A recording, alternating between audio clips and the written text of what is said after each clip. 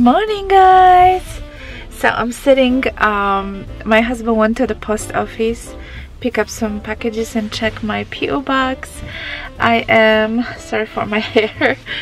I started cooking already in the morning. I show you putting the meat and all the veggies to the pressure cooker. I'm doing pashtet, which is like a pate kind of dish.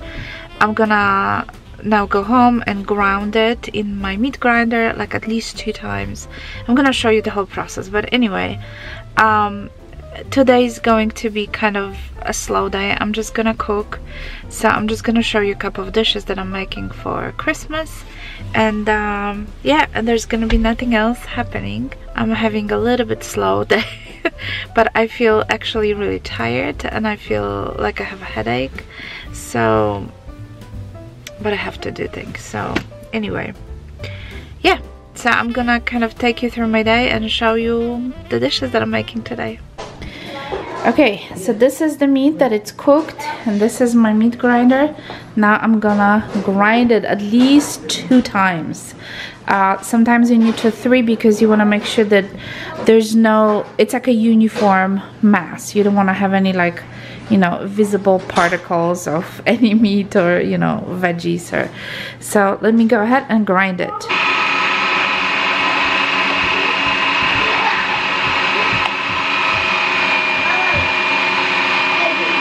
So this is how the meat looks like after grinding it twice.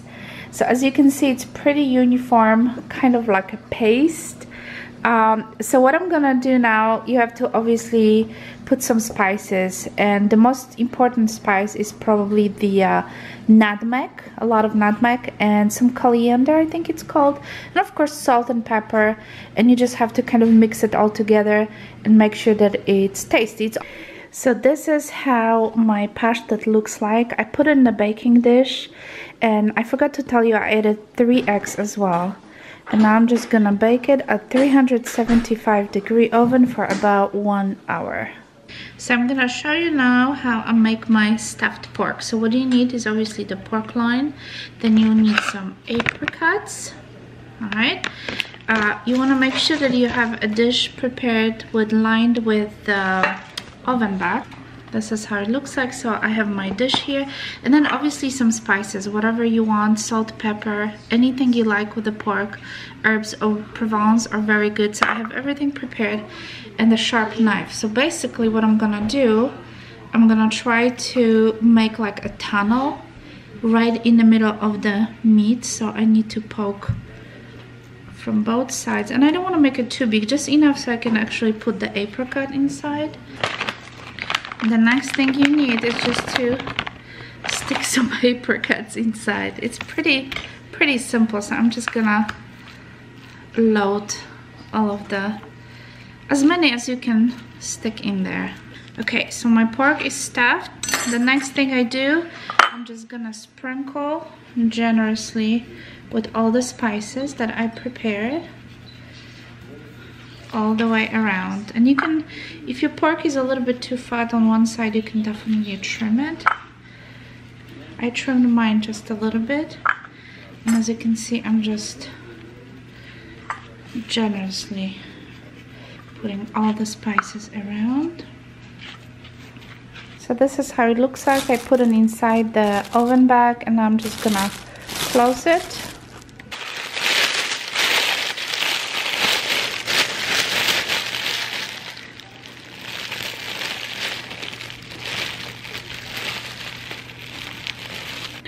There we go. This is how it looks like. I'm gonna bake it for about an hour at 375-degree oven, and it's gonna be all yummy. So here, you guys, I have my dry mushroom. These are the porcini mushrooms that I have purchased from Amazon, and these are very essential ingredients for making a special dish for Christmas Eve, which includes a sauerkraut and lots of mushrooms. So I'm gonna pour some cold water over it and just let it stand for at least an hour, and then I'm gonna show you the next step. After soaking the mushrooms for 1 hour, I am gonna boil them now. So They need to boil for about 20 minutes. Then I'm gonna cut them into smaller pieces. And you want to make sure that you save the mushroom water, because this is kind of like a mushroom broth that I'll use to cook my sauerkraut. So this is my sauerkraut, and I drained the mushrooms, as you can see in here. So I cooked them for 20 minutes. I drained the water straight into my pot. There's a lot of sauerkraut, but I'm gonna have some guests coming as well, so I'm making, you know, like a bigger portions. And I'm gonna let the mushroom cool down a little bit, and then I'm gonna cut them into small pieces. And in the meantime, this one is going to be cooking slowly. So I added mushrooms to my sauerkraut, and I'm gonna let it cook for about another hour or so. And the secret to this dish, you guys, is to actually let it go today after 1 hour, and I'm gonna, you know, put it in the refrigerator overnight. And you have to kind of cook it tomorrow again for at least 2-3 hours, and then you can do it, still follow the next day for another 2-3 hours. This is really the secret to make like a really good sauerkraut dish. So I usually start it 2-3 days before the Christmas Eve. So yeah, so today's Saturday, so I'm still gonna cook it Sunday, and I'm gonna cook for at least 2-3 hours on Monday. That's where we're gonna eat it. So yep. All right, so this is how my meat looks ready. So this is the pasztet, and the best things to do is just to let it cool and put it in the refrigerator, and it's gonna harden, and then you can cut it, you know, into pieces and pretty much eat, you know, with the bread, or put it on the bread, whatever you want. And this is my pork. It's still hot, so I'm gonna let it cool, and I'm just gonna put it in the refrigerator. So these are some of the dishes that are very traditional for the Christmas day. Not Christmas Eve, but the Christmas day. So I came on my massage chair to take a little break. I'm actually feeling a little bit under the weather today. I don't know if I'm coming down with something, or it's my head is squeezing. But yeah, I'm just kind of feeling not myself. So I just decided to come here and take 20 minutes for myself. I think it's already like 4 or 5 p.m. So I basically did those 2 dishes with meat, the 2 meat dishes, and the sauerkraut dish is still cooking. Eventually on Monday, because on Monday, which is the Christmas Eve, we're gonna eat it just with the mushroom the way it is. But then on Tuesday, on Christmas Day, I'm gonna add some sausage to it, and it's actually really good. So I'm gonna, you know, so I'm gonna still let this cook for today still, and tomorrow, and day after tomorrow. Today, tomorrow, and day after tomorrow. And I still wanna do my, at least the one fish. It's called a stuffed fish, but it's really not a stuffed fish. But I will show you. Pretty much I'm using the tilapia fillet, and I'm gonna grind them again in my meat grinder, and then I'm gonna show you all the little steps. But this fish is so good. You don't have to have a meat grinder. You can actually use if you have like a food processor, you know, but the trick is you need to really like kind of, you know, grind or chop the fish very finely. But it's really good. So I'm gonna show you how to do next. So I have my fish fillets right in here. These are the tilapia fillets, and I have about 6-7 in here, and I'm pretty much gonna grind it.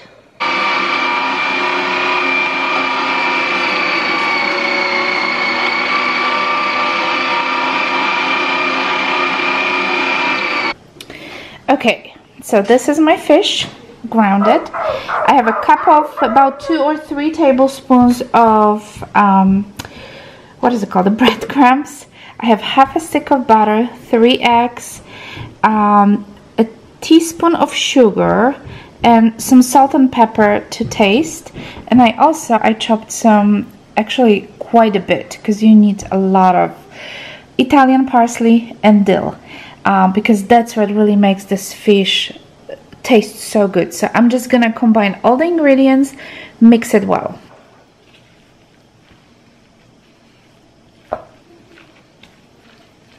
So I mixed my fish and I took a generous amount of the aluminum foil and I sprayed with some butter. You can also spray if you have like an olive oil, anything, you know, just to prevent fish from sticking. And I'm having here preheating some water with a bouillon. It's like a vegetable bouillon.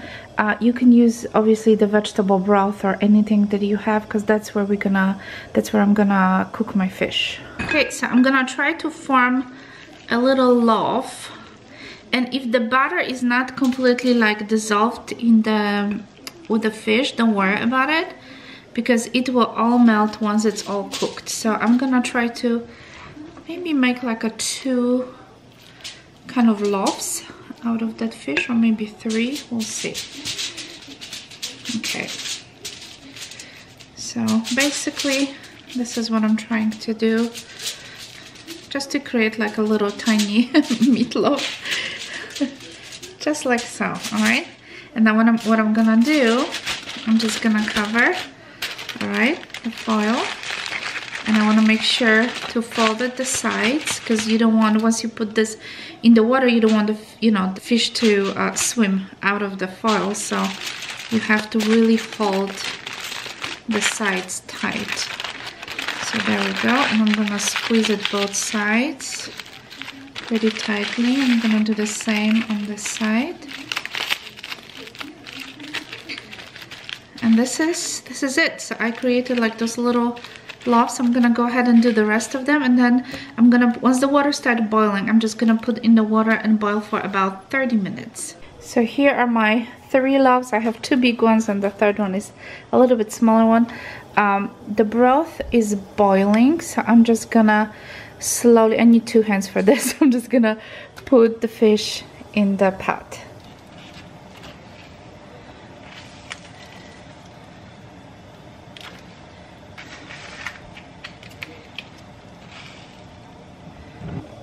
So this is how it looks like. I'm gonna cover this up and I'm gonna let it simmer. Once it comes to a boil, I'm gonna bring the heat down and I'm gonna simmer for about 30 minutes.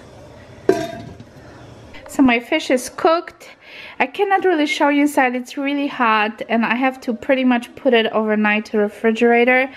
And I'll show you once I cut it and once we're gonna eat it in the future vlog. I'm gonna show you how it looks exactly, but it's all cooked. I'm gonna just let it kind of cool off a little bit and put into a refrigerator. So guys, I'm gonna end the vlog here. I look ridiculous. My kitchen is a war zone, and I'm just tired. It's almost 7 p.m. so I show you all the dishes that I've done today. Tomorrow there is more to do. I hope you enjoyed the vlog. There's a lot of cooking involved today. I'm gonna be also cooking and doing some baking as well, so I'll talk to you tomorrow. Bye!